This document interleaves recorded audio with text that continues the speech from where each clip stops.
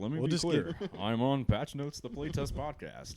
Wait, no, the Playtest is our Let's Play series. The gaming podcast. Yeah, right. It's the gaming podcast. I mean, you guys could have Steve Blum and Obama on at the same time. Then you would just need somebody to be Cannon and Reed. Steve Blama. Cut that. Barack Obama.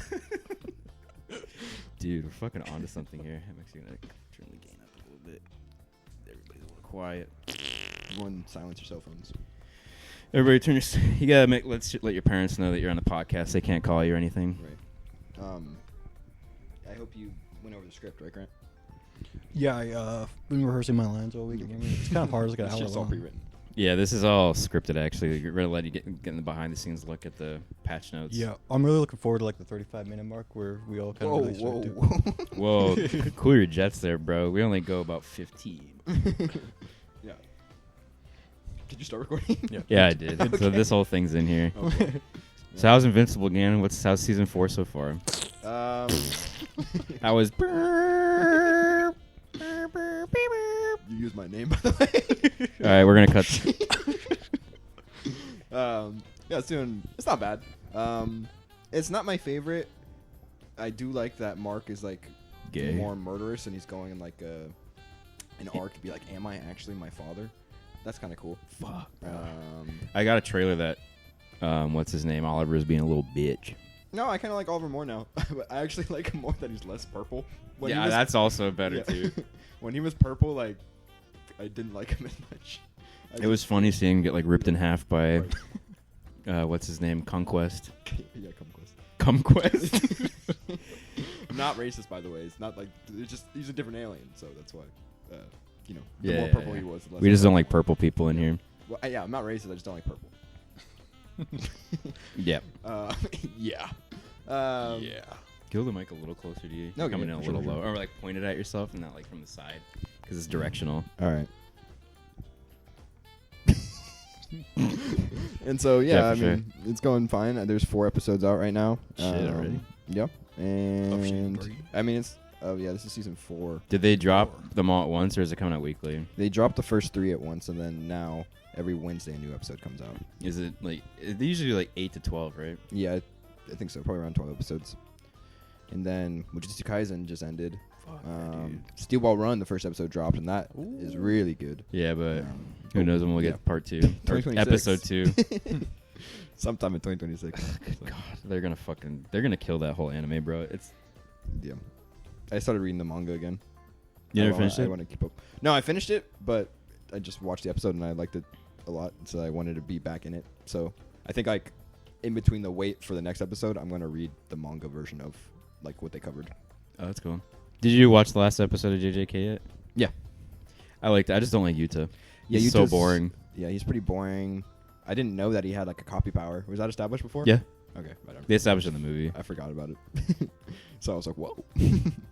But the whole, like, she can control the sky. What the fuck does that mean? Yeah, because then she was like just manipulating the earth and shit. I think they meant to say she can control light or something Oh, like that. that makes Bend sense. light. That's what Yeah, I... because in the intro they do like a Pink Floyd Dark Side of the Moon thing Mhm. on her. That's like light. I just think the translation on that show is pretty bad sometimes. They miss a bunch of stuff. Yep. Dude, have you heard the dub? Mm-mm. It's so fucking bad. And they like mispronounce characters' names. Like they called him Higaruga. Like Megami is like, pull up stats on Higaruga, and it's like, bro. Anyways, we need to.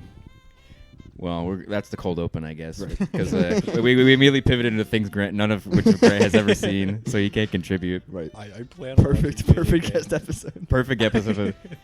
We've actually been hiding Grant behind this curtain here, everybody. All right. The Grepisode is finally happening, people. The Uh, Grepisode of Patch Notes, the gaming podcast. That's right. The gaming podcast. You can edit that and slide it over so it's Yeah, you're right. Yeah, insane. we'll line it up so it's like a triple domain expansion Triple battle. double egg. What did you think of the cockroach? Did that fucking bug you? It was Pun like- intended. Are we done with you guys to talk? The cockroach popped into Hey. my head, so I had to know what your thoughts You guys were. gotta get it out. I do have an irrational fear of cockroaches that I'm working on. The cockroach in JJK was like mildly like, ew, that's gross. And then you but it kissed wasn't him. Like, right. Literally. But then I was like, whatever. It's like far enough removed that it doesn't. Yeah, it's a Trigger cartoon me. cockroach. Right. Mm-hmm.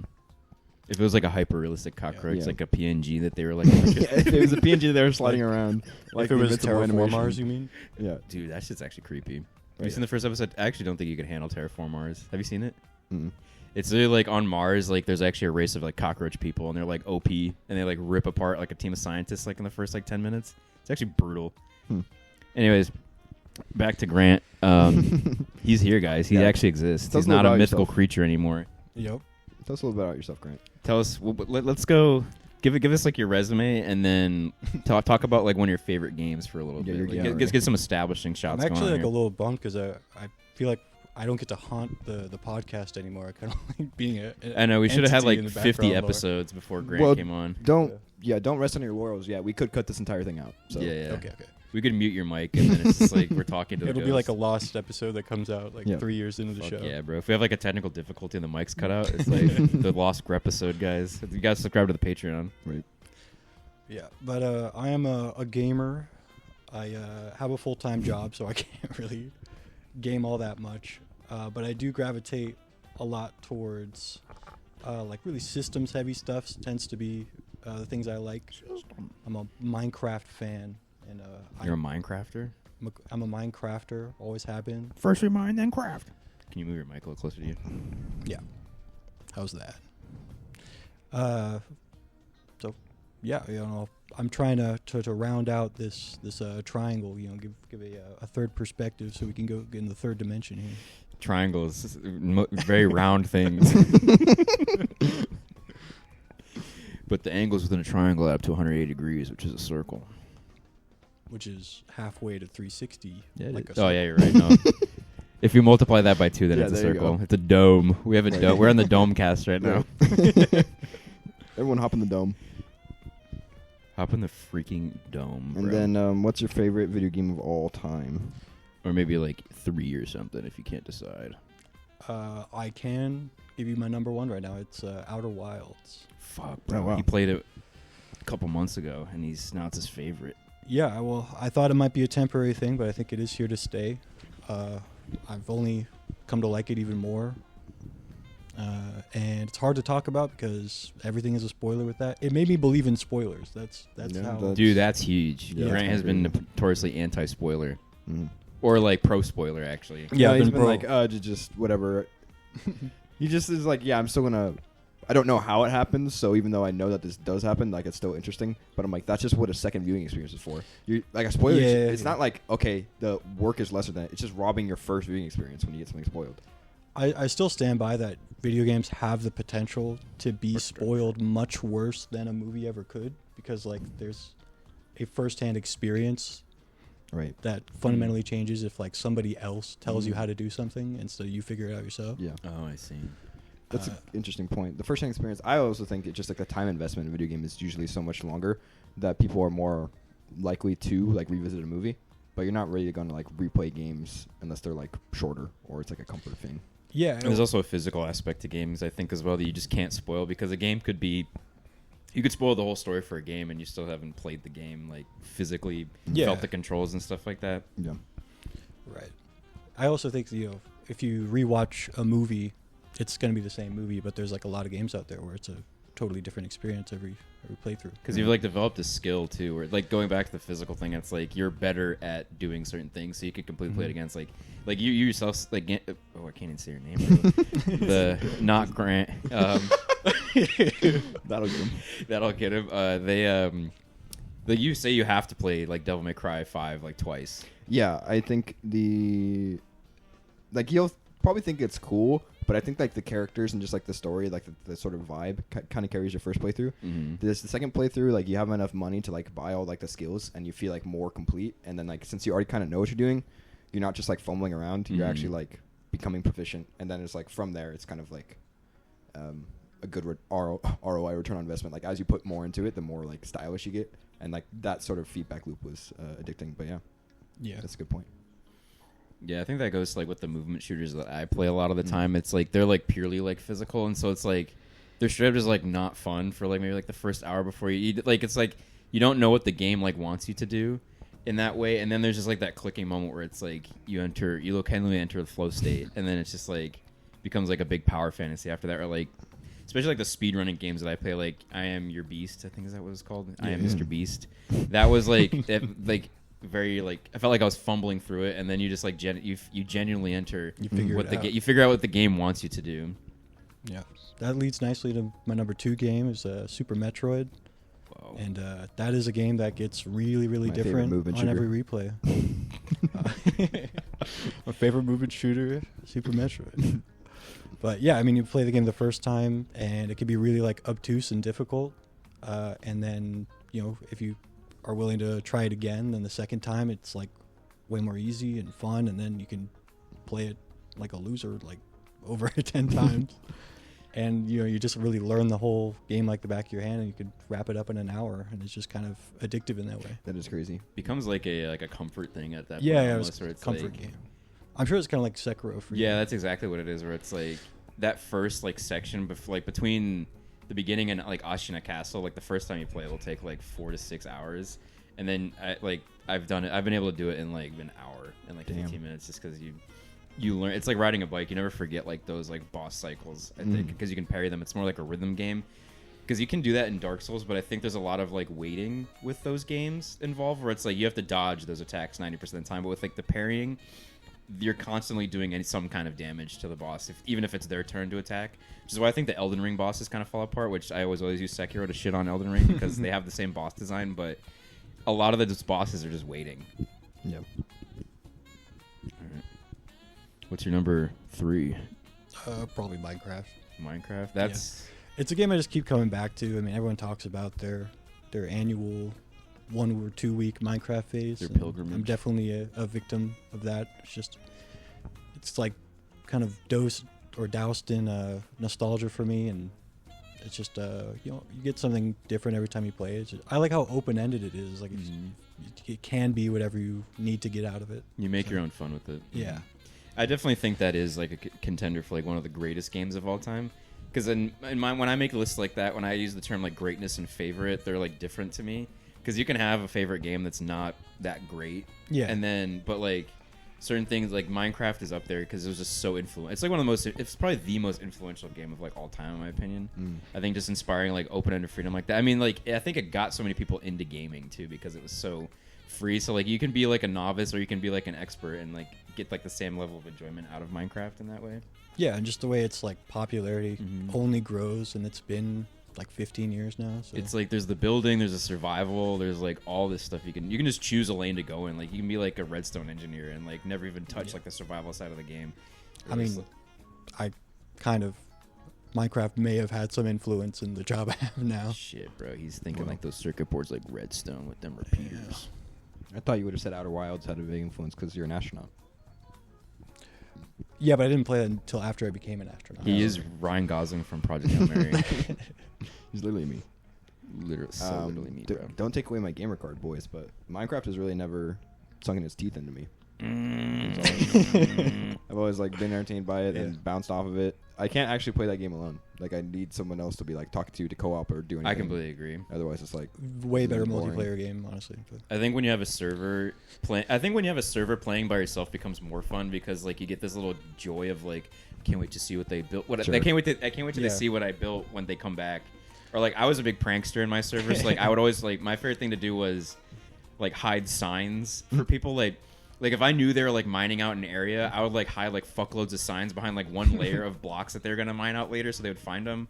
Or like I remember I covered every square inch of someone's house with like a sign that just said "bruh."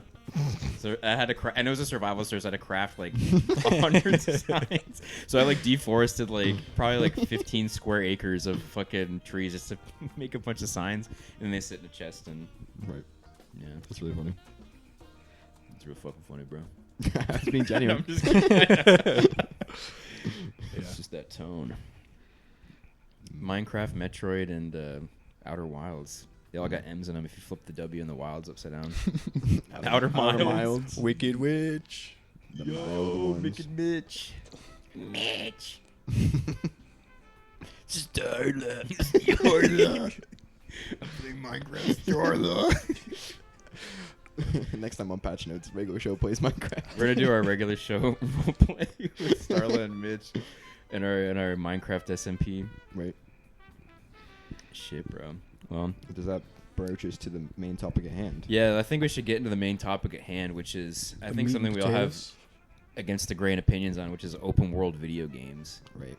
Because I think that's like still one of like a really popular format. I think, but it's also kind of moved to the multiplayer side too, with like these extraction shooters and like battle royale specifically. But I think I kind of want to talk about this Crimson Desert game a little bit. Okay. Because this shit has like blown the fuck up, and I had never heard of this game before. But like people are like eating it up like cream. Lapping it up like cats. Do you guys know anything about this game? Because I actually don't know anything about this game. I know a little bit about it. It's kind of like a kitchen sink approach. It's got Breath of the Wild like elements, like stamina, climbing. It's kind of got third-person action combat. I wouldn't say Devil May Cry because nothing can touch that, but you know, it's got like skills and stuff like that. I think they have like a in Tears of the Kingdom they have like a the build God mechanic. hand. I don't know. Oh I yeah, think it's like powers Ultra like hand, that Ultra and, hand. like a parachute. And so like it kind of is like borrowing from a lot of different just big open world games and putting them together. And from what I've seen, it like some people like it because it's nice because like each system actually is like complex because they stole it from somewhere else. Yeah. Oh yeah. So it's like blended, but like and somewhat refined, and then they do some cool stuff. But there's a lot that needs to be patched. People are complaining about like the inventory system, which is a separate episode. Inventory The systems. only good inventory is RE4. Yeah. I haven't played the OG RE4, but so Really? when I play the remake and alt Yeah. and auto swords, Nah, dude, that was a whole game by itself right Right. there. my ADHD probably wouldn't let me get into them. Like, I don't care. I'll just put the ammo over here. Did you ever play Deus Ex? Human Revolution? Human Revolution? Yeah. I'm not a fan. I actually don't like those kind of like space. I just don't like inventory management. Really, I just think it bogs every game down. Yeah, it's fine. Anyways, Yeah, but that's like the separate big thing that episode. they want to if they want to patch is just saying like limited carrying capacity and like none of the tabs work and yada yada. But it looks interesting. It's almost like immersive sim, like from what I've seen. Like you can use. I saw the only clip. One of the few clips I've seen is like you can use like there's like you can use the reflection of your sword from the sun to actually cook the food. Oh, that's cool. So it's like one of those things where it's like, oh, they really thought of that. Yeah. And I've seen the Yeah. control scheme, and it's like really fucking complicated. The balls shrink when it's cold. The ball shrink when it's cold. Oh yeah, the horses. Yeah. Red Dead 2. Yeah. Another open world game I haven't played, but that is like Red Dead 2 is touted as like probably like the best open world from what I've heard. This is like general Yeah. consensus. Is anyone? I think we're gonna lean on you for that one. Yeah, and you don't even really like it that much. No, I think I put about 30 hours into it because it had been like recommended to me several times, and I think it is like a testament to like what just humanity can achieve. Like that level of polish, that level of detail, everything is like within like a full animation. You like kill an animal, there's a full skinning animation. You have to like lug it. The realism is really cool. All the menus are like, you know, on like a book when you're buying from like a shopkeeper and stuff. My main problem, and I think this is something that permeates a lot of open world games, but I think particularly Red Dead 2, is like the amount of time it wants you to spend in this world is a lot, and the way you interface with it is usually the same.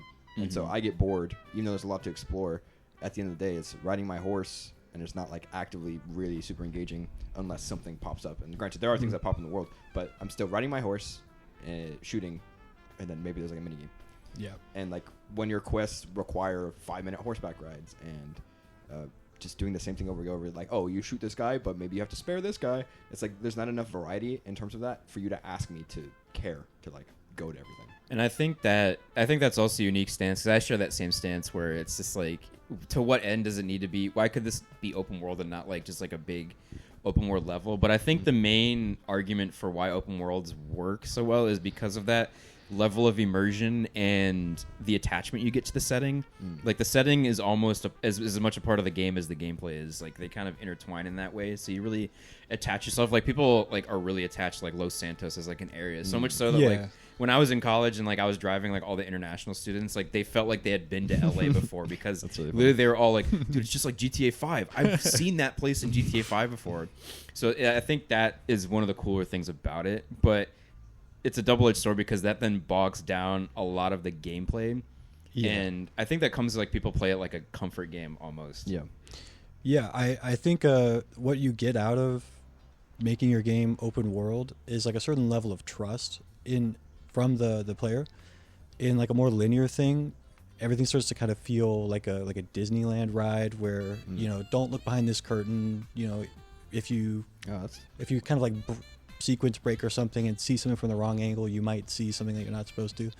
And I think the open world game is kind of like gained some trust from the players. Like I can really go anywhere and there's no like wrong places to go, and I can kind of like get whatever I want to do right now is the right answer instead of this linear sequenced experience.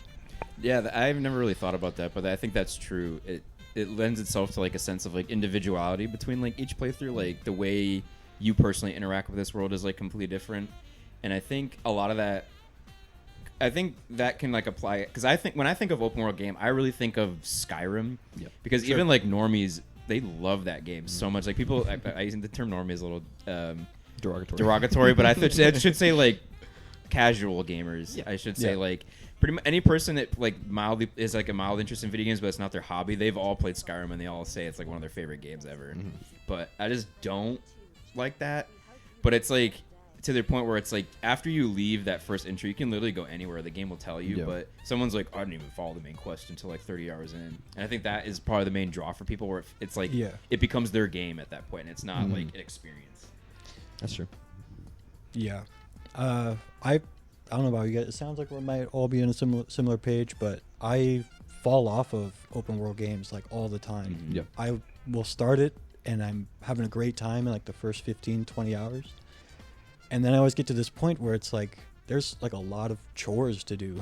Like it's just the actual quests, side quests and whatever are starting to be like you're just like a lackey kind of needing to do everybody's job. Go here, go into this dungeon, get the thing at the end. Yeah, and kind of what Gan was alluding to with Red Dead Redemption 2. Not Grant. Yeah, what not Grant was saying. Cut it, paste it over. We're just gonna censor all the names. Is like it's like your interactions, like the actual change that is happening between quest levels or whatever is kind of surface level, and it's a wrapper around the same set of interactions. I think that's by design, because I like balancing in open world games is like almost like a Herculean task, because you have to factor in that the player can go anywhere. So there's like you either have like two choices where it's like the game like levels up with you and every enemy gets harder, and then that becomes like that lends itself to becoming stagnant, because at that point then the game is maintaining the same level of difficulty, which is the problem with Skyrim, right? Not one area is harder than the other because the game levels with you. But then you also have the issue that I had with like Elden Ring, for instance, where the balancing just gets all over the place, where it's like is the problem me that my build is bad, or is it because this area is too hard and I'm not supposed to be here yet? And then what's the point of that being open world then, because I'm being kicked out of this area and I can't do what I want to do. I'm being bent to the will of the game. So why make it open world at that point and just do what the old Souls games does? Because that's my favorite kind of level design, I think, is a bunch of big sections, like the immersive sim like mentality almost, where it's like you have the levels themselves are big, but they're connected in a linear way. So you're still railroaded, but you can still explore, where it's like you get rewarded for exploring by finding like a cool armor set or like a cool weapon or like a cool story moment. But you're still being railroaded on a path of the same experience, I think. And to that end, I think something that Grant was talking about in terms of like video games robbing you of that choice of like figuring out something, because like with Elden Ring in particular, like a lot of people who have finished it, they're like, oh yeah, I had to use a guide, or I had to use like a build, and it's like that's not like you anymore at a certain point. It's like you're kind of playing it like anyone else, and with that design, I think it's ultimately a failure of your design if you like if that's the common like path. It's like I had to look this up, like this puzzle is so bad I had to look this up, or this boss is so hard I had to default to like what everyone else was doing.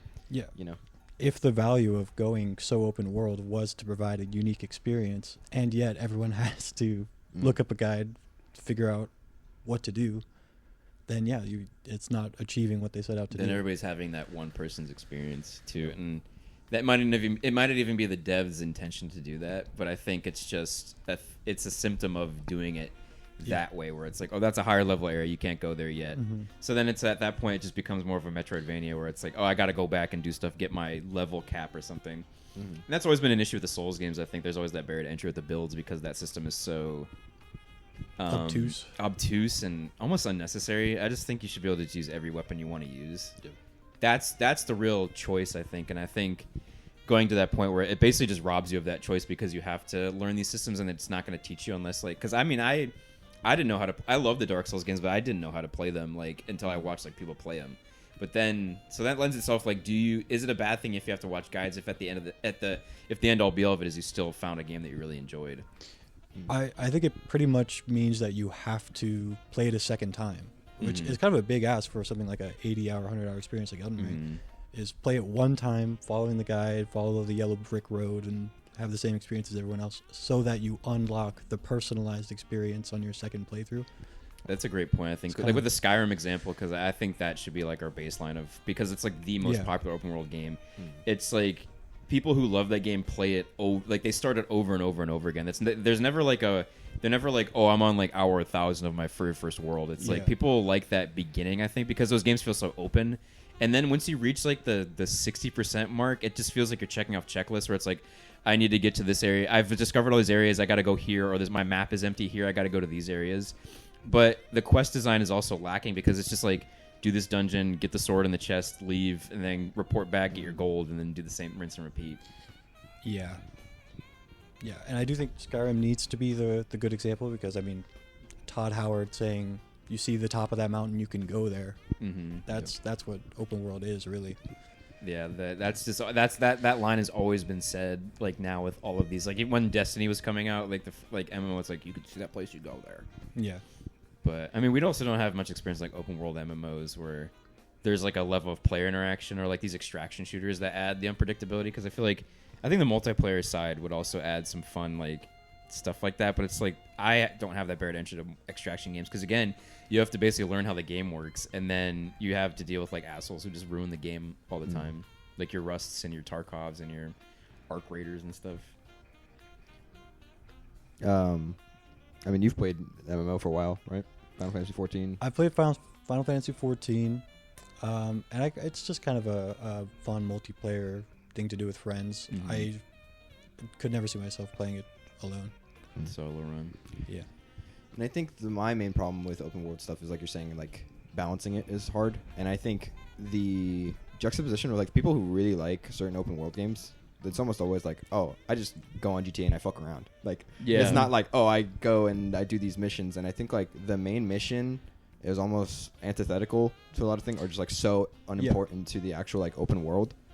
And so oftentimes it's like I find myself wanting to like explore it, do everything else, and then I get my fill of a game and I never finish the main story. And I never do that. And then it kind of like, although it shouldn't, I really did get like enjoyment out of it. I didn't really, it's like in the back of my brain, it's like I never finished this game, even though I got like my enjoyment from it. It was like, I should have done this, or I should have done that. In a way, you finished like your version of that game. And I think kind of what you're getting at is that an open world game lets the player have these really kind of player-driven goals.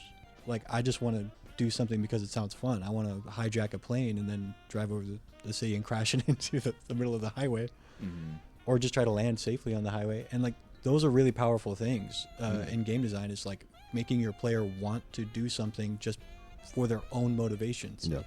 Yeah, that's a great point. Like, I mean, if you give like most people like GTA, like when they just mess around and they shoot innocent people, they get chased by the cops, and the cops kill them. Like, if you give someone who doesn't even play video games, like that's just by default what they do. They drive around, shoot people, run people over. It's just, it gives you like, I think it's truly like almost like a LARP where it's like you just get to break the rules of society, and I think that's the main draw of GTA is because it's realistic. Like, you're driving in a real looking city with real people, and you can just like run them over, and it's like in that way you get like some kind of like other experience that you can't get like in like real life. Obviously, no one else like run people over in real life. I'll speak for yourself. Oh, yeah, right. But it's just funny to do that. How do we feel about Breath of the Wild? Because that's also touted. That game is touted as probably the greatest open world game ever. Let's kind of like talk about our pillars of open world. I would say. Oh yeah. We have Skyrim. We brought up Breath of the Wild. We can get into that.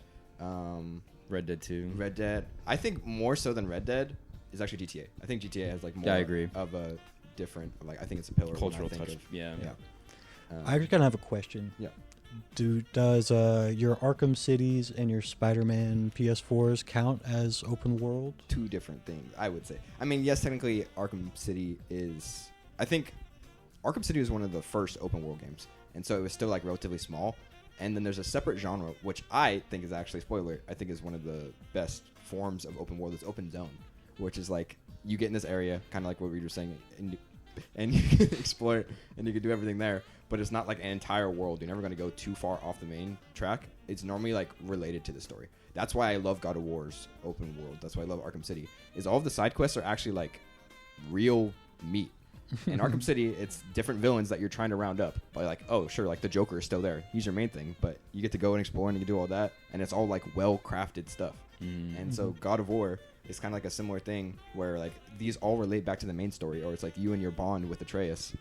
And although, I don't know, some people could view it as not important. Like every time I replay those games, I was like, oh, I'll probably just play the main story. But I end up like 100%ing it every time just because all of the content feels like that quality. And I feel like that is like my those like two are kind of like God of War and Arkham City is like what I view as like the best open world games because they're like smaller in scale.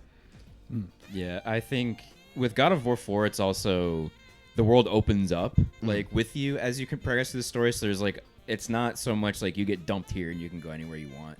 It's like the fog of war slowly gets lifted, so as you progress through the story, you open up more things to do, so you don't get that choice paralysis of where I want to go. It's like, I have access to these side quests right now. I'm going to do them, move on the main story, and then kind of rinse and repeat. So there's like a cycle to it. Yeah, I think that's what makes that one so great. So can you tackle those zones in any order you choose? Or like where does the kind of player freedom come from? Usually it's kind of like what Mr. Man was saying. Mr. Man and not Grant. Where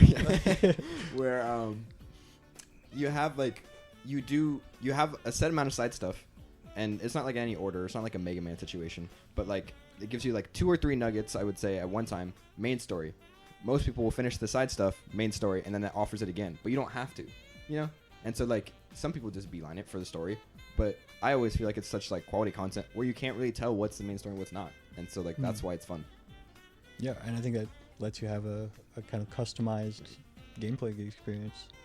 So yeah, refresh my memory on Arkham City's gameplay cycle because it's been so long since I watched it. How exactly? Like, so it's more open zone than open world. I say open zone. Technically, it is open world.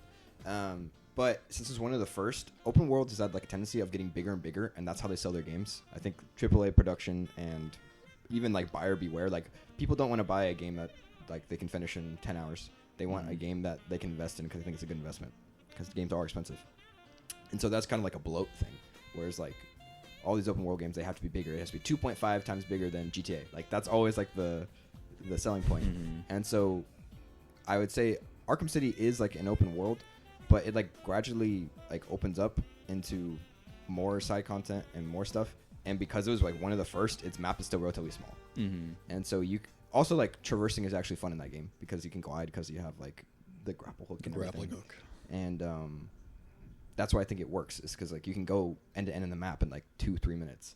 It's not like a whole investment. So then how do you feel about Arkham Knight? Because that game is way bigger. Yeah, Arkham Knight is good, but I don't think it's like, I don't have to 100% everything. Like it kind of has a similar structure, but it feels less narrow and less focused. I also, the Batmobile is okay. I like it. I think it was necessary since the map is bigger, but I don't like it as much. I think it's just a more bloated experience in general because like also I don't really know anyone who like, I guess I'm actually lying, boys. I'm not a 100%er because I didn't get the Riddler trophies. Fuck those Riddler trophies. Them should suck, bro. Yeah. But like I don't know. Arkham Knight is fine, but I think Arkham City is where they peaked. And so do you think Arkham Knight is a lesser experience because the world is bigger and there's just more bloat, and that's where that bloat comes from? It's because I think it's our main consensus is that open worlds don't need to be big to be good. Yes. Yeah. And I think that's just a symptom of like AAA-ification of, and it's like sequelitis, where the next thing's got to get bigger. We got to be bigger than GTA. Yeah.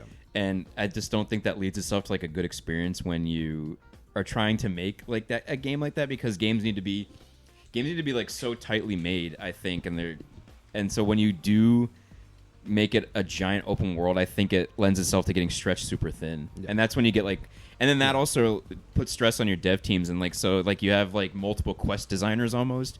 And so then you can't at that point then make very like tight experience like games.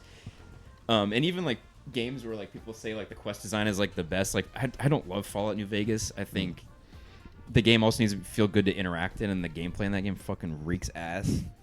But there's good quest design, and like that one's very organic, where it's like you complete a quest. Like I saw an analysis where it's like there in Fallout New Vegas, there's like 3 separate quests that send you to the same area that have like 3 different goals. That's cool. But at the same time, you do one of those quests and it sends you back there, and it's already done.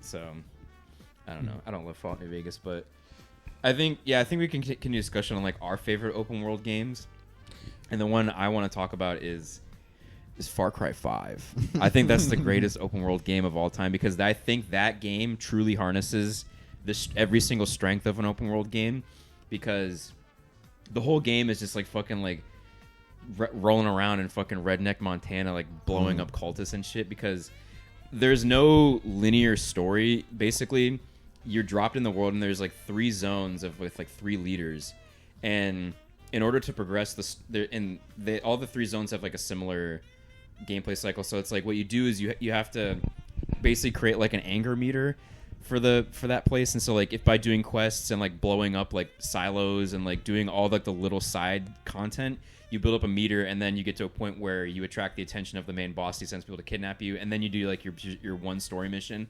They drop you back in the world. You do that over again, and you conquer that region. You move on to the next one, and you can do that in any order. So it's truly is free, and you get like all these like companions that you can choose how to interact with the world. And like there's a guy who flies a plane that like once you get into combat, he just flies around and drops bombs. And there's like a bear, and it's like it's truly is free, because you can literally do whatever you want. Like there's tons of guns, there's wingsuits, there's parachutes. Like there's so many ways to even traverse the world. Like you have helicopters and cars, and doing all those things, like getting the outposts. Like you can shit on the Far Cry design all you want, and then I think we should get into the Ubisoft level design.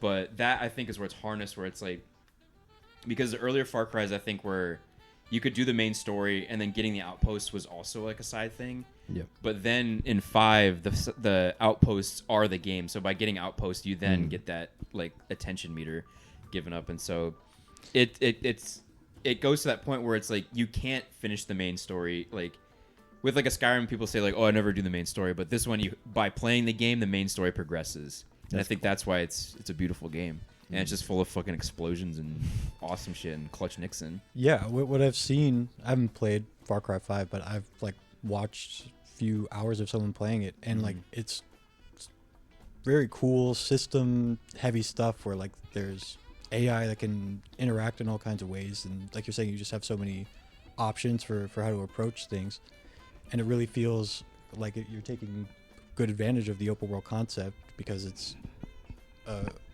actual organic system that you get to show up to and disturb in certain ways, and it actually reacts back at you. There's no order you have to do things in, so like it truly is like free. I think that's what makes it so good. What about you, Grant? Do you have an open world game that you like at all? I wouldn't call it my favorite open world game, but I'll take the undertaking of talking about Breath of the Wild and Tears of the Kingdom. So with Breath of the Wild, I had like a very, very good experience, like a actually top gamer experience for me, walking out on the Great Plateau for the first time and having that first like 10 hours or so of just like true free exploration, of like walking around, and just suddenly the rock guy shows up and starts fighting you, most likely killing you instantly. Or like going between goblin camps, and then like they just kind of come alive just from you walking up to them. And just that organic way you can just walk into and out of things. Like they're not levels. Like it's a believable location with like, I guess you could call it like an ecosystem of things going on, and with no real clear objective. And then my hot take with Breath of the Wild is that it should have just been that, and instead they kind of second guessed that approach with things like shrines and Kidding me? the divine beasts, because now they are waypoints on your map. Now they are a loading screen that goes into a completely isolated space from that big open world. And it kind of just has nothing to do with where all the fun was on the surface. Yeah, I really tried to give Breath of the Wild a shot, and I tried to embrace that, like, just start walking in a direction and, like, do stuff, and it just wasn't gripping me. I didn't love the combat. For me, what really holds that game down is the fucking weapon durability, bro. That system is so ass. I'm not a fan of it. Yeah, I think the big issue with that is, you know, the rewards for the things you do are weapons, and then they break in your hands, and then you're like, okay, it kind of pulls all the wind out of your sails. So it discourages you from using the cool shit you get rewarded for, and then you're a hoarder and you never use any good stuff. Yeah, exactly. But I liked the cooking system. I think those little things, like those little details, were fun. But I didn't love the exploration. The cooking system was great because it actually created value out of something you were already doing, which was just picking stuff up every time you saw the A prompt come up, and like now there's a reason to be underneath every bush and tree and grab that lizard for some reason. Yeah, it's like a little micro game of thing. I'm like, this apple would be good with this piece of meat. Yeah. They say the weapon durability is to increase more player creativity, so you wouldn't just brute force it. There's also like 3 different types of weapon. There's like the 2-handed one, the 1-handed. Like yeah, I do like the combat overall. Yeah, here, I'll let you keep going. No, so I'm just like playing devil's advocate, whereas like I think there should have been some way to like pick like a favorite weapon or preserve it or reduce it, so like, oh, if I really like this weapon I can keep it. But I do understand like the sentiment of like, we don't want them to just do the same thing over and over if we created something that has such interacting systems. So I understand that sentiment. I also want to say with the divine beasts, ultimately I think that was because it does have to be a Zelda game, and Zelda's synonymous with dungeons, so they have to have something like that. And I actually think it was cool because you got like, I forget what they call them, like the runes, the powers, and the open world, and you would interact with it in that way. But like these were like challenges to use them more, and it to me it kind of broke up the open world. So I don't really care for the shrines that much, but I did like the divine beasts. It's more of like this is a testament, and this is like a big chapter, like now things are going to change after you save this place and then that world. Yeah, I mean the way like the Zora peoples, their divine beast, when you take care of that and it kind of solves their problem, you get to go through the town and there's like that real feeling of change happening. That is valuable. Yeah, I guess I just mean for me the meat of it was, you know what, let me talk about Tears of the Kingdom, because I think it like simultaneously had made things more fun and made everything worse. It tripled the size of Hyrule Field. Like now you have the Sky Zone, and then you have the underground underworld. Hell. Heaven and hell. Yeah. And so, you know, what we're talking about, you increase the size, you kind of decrease your density, and that was just bloat and empty space everywhere, especially in hell. It's just a dark place where nothing is really going on. But I say it also makes things better because we got some really cool things, like the fact that the sky area would just rain down blocks and like for you to then rewind time and go back up. It had this way of kind of like connecting these two zones on like a way that like it just sort of happens whether or not you're there to see it. And I mean, I really love that in open world games. It's like when it's kind of this living, breathing ecosystem. And kind of what I liked most in Breath of the Wild was that experience of just stumbling into something and like, what the heck is going on here? Getting into a fight with some random stuff. And in Tears of the Kingdom, you can like stumble into entire temples with bosses and hydras and stuff. I know they have their own Zelda names. I just can't remember them. Glybas and Gobobos. Goldrax and stuff. And so like, in a way, it was bigger and emptier, but when you found something, it was like something really cool. And you would probably had to spend some time really like building up. Like I had to get my ass kicked like 3 times, give up, and then come back later with better armor and gear. And I like that experience a lot of just like, it was just there for no particular reason, just like as a player motivation. If you want, you can challenge yourself against it. And I don't know. I really, really like that aspect of open worlds. Yeah, I think a big barrier for entry for me is Zelda is I just don't like the world that much. I think it's lame. I just don't. It's just it's just your typical like goblins and ghoul world, but it's like Nintendo-fied. So I'm just like, it doesn't do it for me. So I'm just like, there's the Zelda thing, and yeah, I just kind of gave up. I really tried. I thought this was gonna be the Zelda game to do it for me, but I wasn't gripped by the exploration side of it. Like, I love that you can be able to climb everything. Like, you're not inhibited by the geometry of the world. You're limited by a resource that you can then level up. So you're rewarded with more exploration by leveling up your character. I think a lot of things work for that. I just don't think. And it's also going into a point I wanted to go into was like once you have like a full-time job, you want to. I think I want to personally use that time more to play more games than to play the same game for a long time. Yeah. Mm-hmm. And I think that's just a different philosophy in how some people like play games. Like the people who play Skyrim over and over again, they want to play the same game because that's comforting. But I think as like a hobbyist gamer, I personally would like to play 4 20-hour long games than play the same game for like 80 hours. You want that concentrated experience. Yeah, exactly. Concentrated 420 experience. Yeah, I agree. And I'm always trying to like keep up, I guess, with the game industry as a whole, and so like trying to do these like smaller projects. And I think even when we broached this topic earlier, just like indie games, like that's kind of like where a lot of creativity and stuff is coming from. Mm-hmm. And AAA has to be like stuck within stuff that works because it is so expensive that they're like we have to at least guarantee some return on our investment. And so like I would much rather prefer to play like more games than the same one for a long time, especially if the systems like don't warrant that. Mm-hmm. Yeah, and did you have a favorite game? Well, I did broach like Batman and God of War are really good. I think we would be remiss if we didn't bring up Witcher 3 at least once. Witcher 3 is very popular.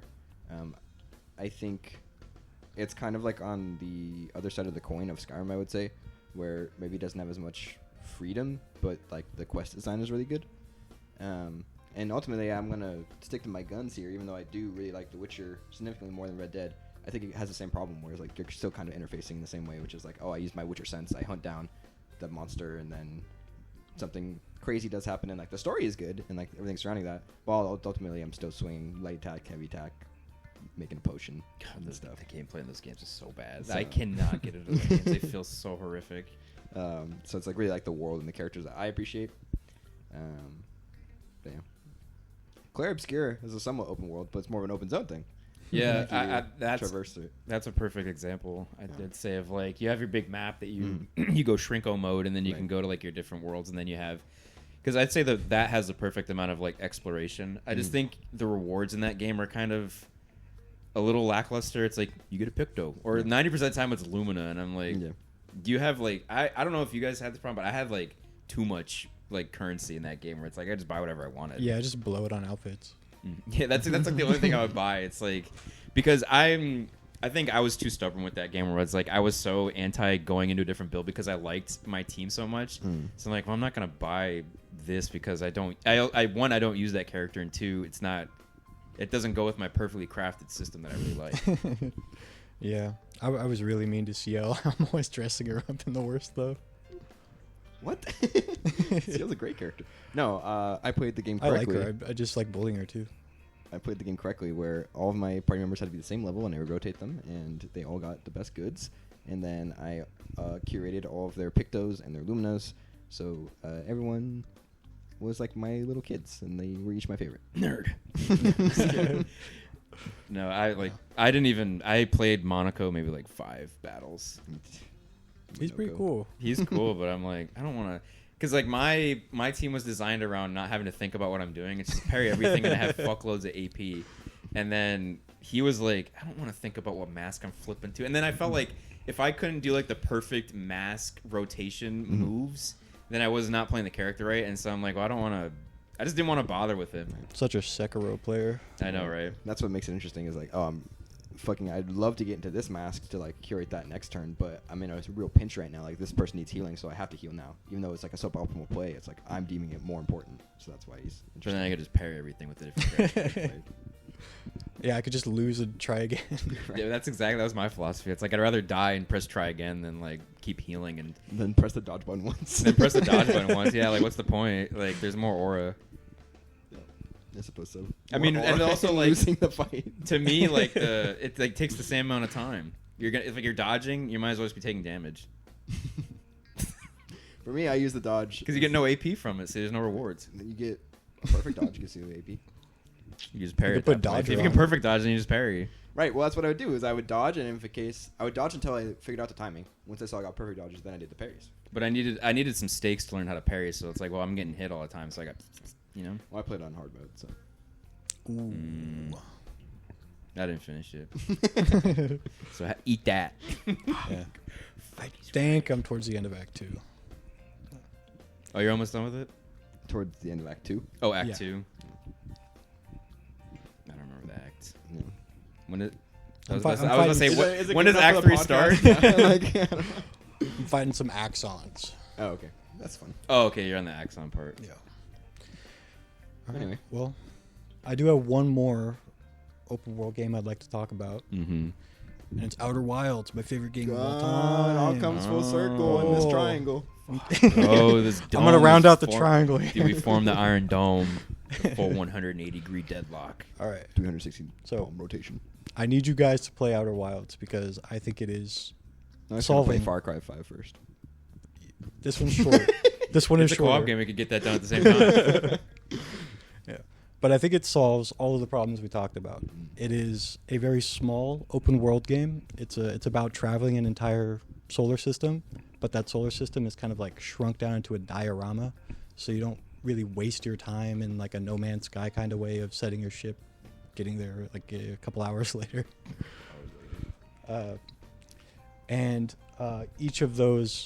Each planet is kind of like a little sub-module of like good meaty content, and every planet is completely unique from every other, so you're not doing the same thing. And can you do it in any order, or is there an aspect of railroading in that game? There is absolutely no railroading. The game does nothing to set you up. It just says, here's a spaceship, go figure out this entire mystery. And it really is about solving a mystery. Mhm. And the genius of it is that it's so open, but each place you go will kind of point to and connect to other places. And it's like this big tangled web where you could kind of like go anywhere and bounce into things, and no matter what you do, you're going to be learning information that'll help you out. Interesting. I did put about, because I think I had Game Pass like 2-3 years ago, and so I put like 3 hours into it, but it didn't hook me. I think if you give it another shot, Mm. I also think it takes like a couple of cycles to really get into it. You need to like kind of get a decent chunk of understanding of what's going on before you really get gripped by kind of the scale of what's happening.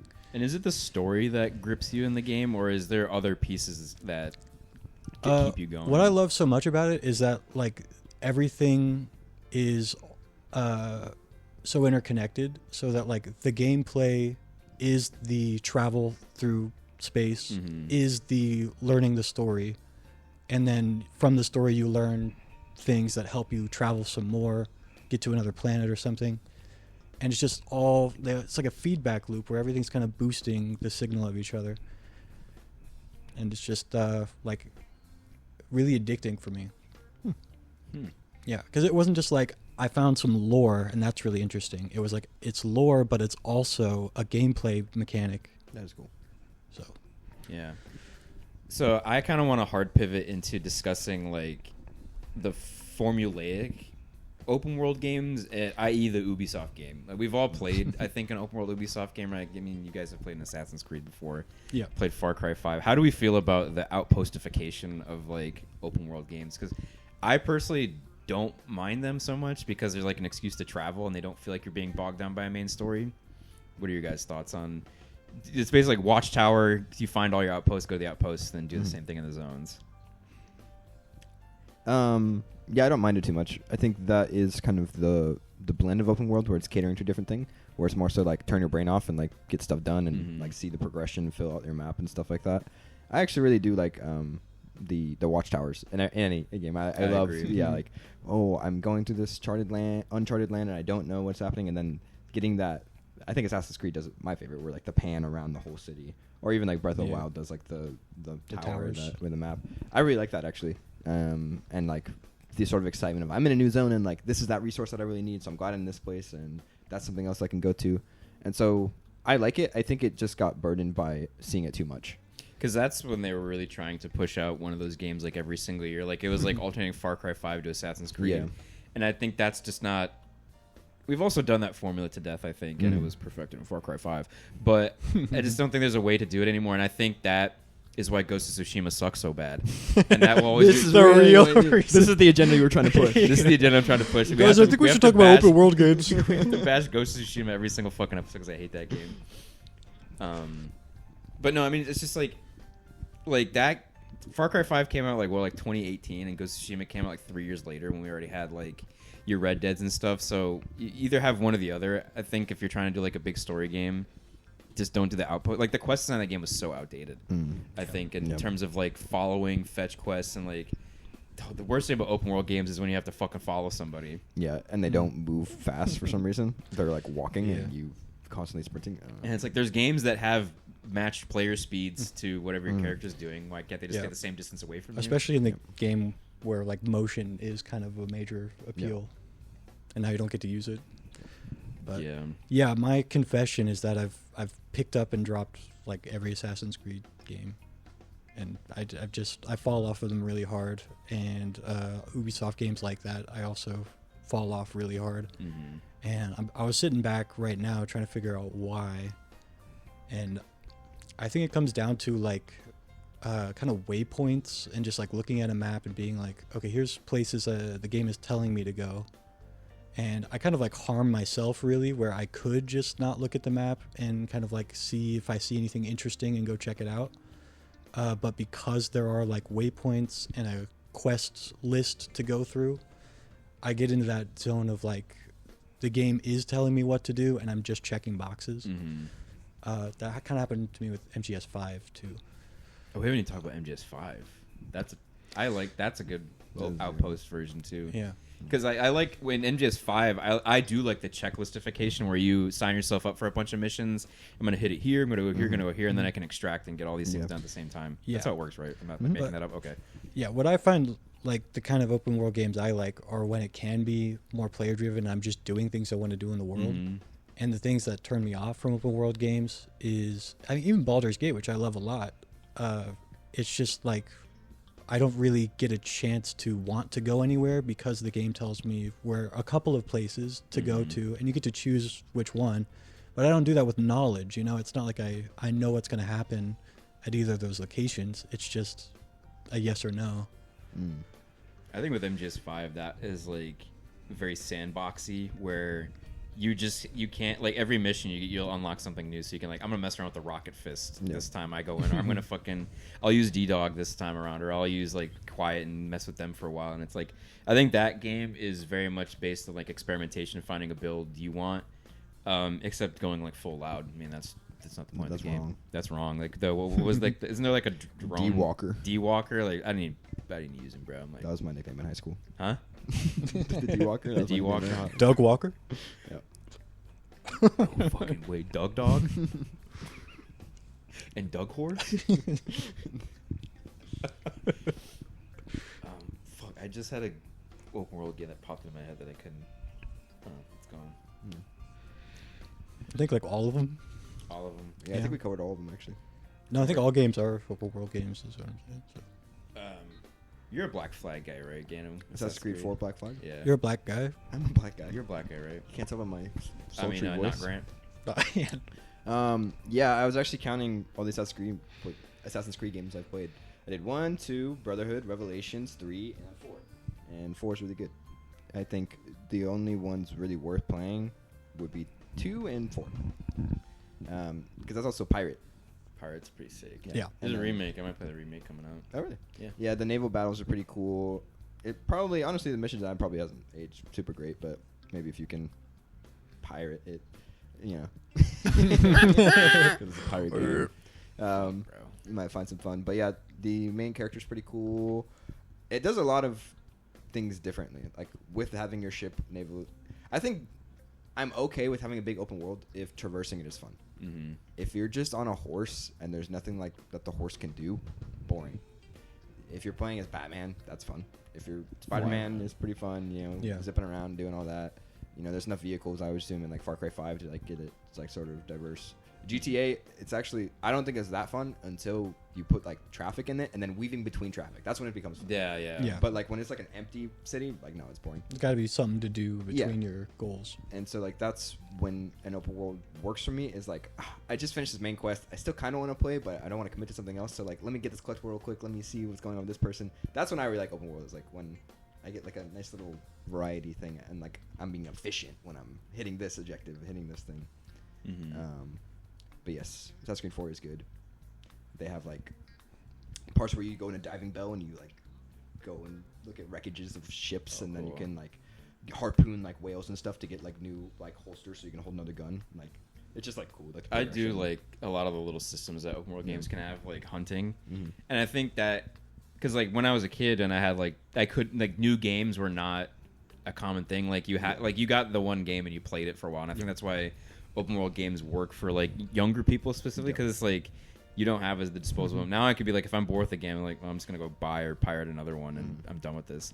But I used to like in Red Dead 1, I used to just all I would do was like hunt, sell pelts, and then gamble with like the poker halls, and that's all. And they just gave you the option to do that. I didn't have to play the main story. And then that became a different. And then that's a different game in of itself. And I think going full circle, that's just the appeal to them, and that may not appeal to us anymore, but it's also like they become your own game. Like it's not just, you're not playing Red Dead, you're playing Red Dead the way you want to play Red Dead. Like you're hunting stuff, or you're gambling, or you're doing your vigilantism and stuff. And that's like the question, right? Is like, would these open world games be better without a main quest? Is like, because I think about it sometimes when you're talking about Outer Wilds, like that sounds cool. It's like, but if I don't have enough motivation, I'm not going to do it. But at the same time, a lot of times if I do have a main story, it's like I don't want to focus on it. Mm-hmm. So it's kind of like a lifeline that I think I like to have, but I don't like it in my face. I don't know. I also don't think main quests do a good enough job most of the time of actually enabling you to explore. You're very much like you don't. They don't take you everywhere. Mm-hmm. And like in Skyrim, there's so many places. Like there's like what, like the 6 major cities or something like that, and they only take you to like Whiterun and Solitude, and then the wintry one with the what's his name, the revolutionary side. I can't remember. It's been so long since I played them. But that game also has so many systems. Like if you wanted to be like an enchanter and steal souls and or like potions or blacksmithing and stuff, but I would just, those systems I think are a product of the time where like you have games now like Crimson Desert where like it probably just amplified all that to like be super complicated. Yeah. In my opinion, I do think a game that is less main quest, side quest driven is a better utilization of like an open world technology. But at the same time, I think you can really make good experiences when it's a fine crafted thing that you're like, yes, my players will go here and see this, so I can invest like some energy into it. And I think maybe the right thing to do is like not call it a main quest or not call it a side quest, and it's just like, this is a place that we put with a big thing that's obvious that people want to go here to go check it out, and there's good content here. I think that comes down to they have to have good level design, because I don't, the right way to not do it is to have it be bound by a map. Like if you want to figure out where to go and you have to open your map, I think that's an inherent like failure of your level design, because I think all the good open world games, like no matter where you are on the map, should have a place where you can visually see it and say, that looks interesting, I want to go there, whether it be like a cool rock formation or like a building or like a smoke trail in the sky. I think the waypoint system can be a crutch, and while it is fun to get like the towers and things, I think there's just multiple ways to do an open world game, and I don't think there's necessarily a right one to do. I just think they very much try to cast a wide net and grip many people, and that's why I think more people gravitate to things like a Skyrim, where it has like a little bit of everything and there's not too deep, so you can just kind of you could basically play that game like half asleep, and I think that's the main draw for a lot of people. It's just like it's 11 o'clock, and I'm just gonna go to this dungeon and kill some shit, and then walk around, and because I mean, and you have your waypoint thing that shows you what your nearby landmarks are, because most of the time you can't even see them. Yeah, I completely agree. I think it's mostly a me problem, but I am a gamer that will kill his own fun when given a map. I'm just gonna read the map and see where should I go next instead Lends of itself what's to fun. min-maxing, Yeah. I think, in a way that exploration shouldn't be. Yeah, like why am I trying to optimize my route through the content when I could just be having fun?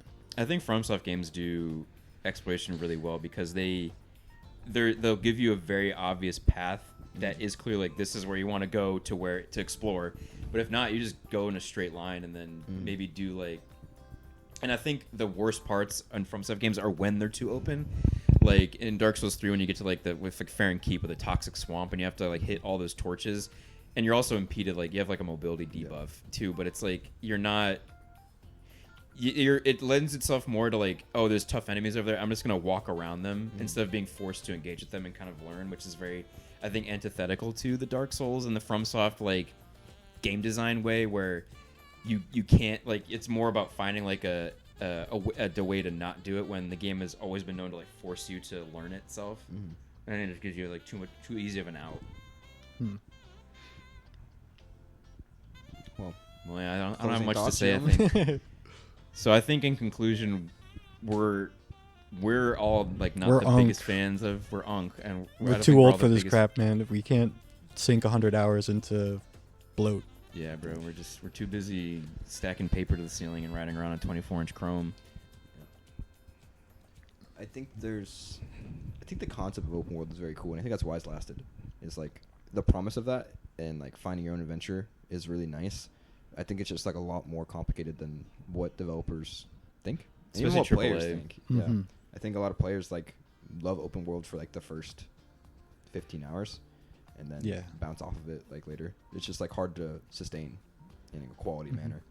Yeah, I think maybe the worst thing you could do is basically make your linear game, and then cut it down into chunks, and then space those chunks out across a map. Yeah. That's what happens a lot of the time, I would say.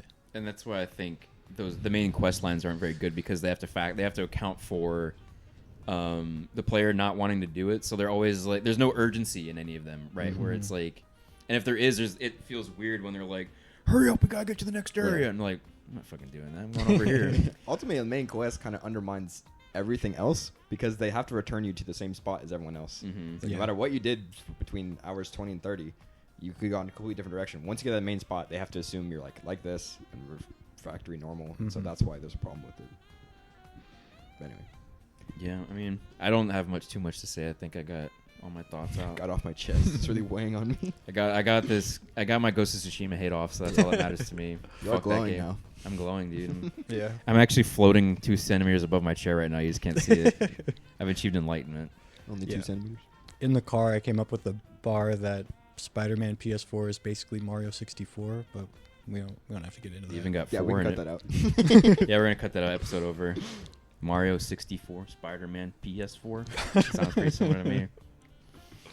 All right, guys. Well, everybody, that was the open world episode and the Grepisode. Right. Hope you guys tune in. Tune in. Make sure next month for Patch Notes, the gaming podcast. All right, well, let's run that one more time.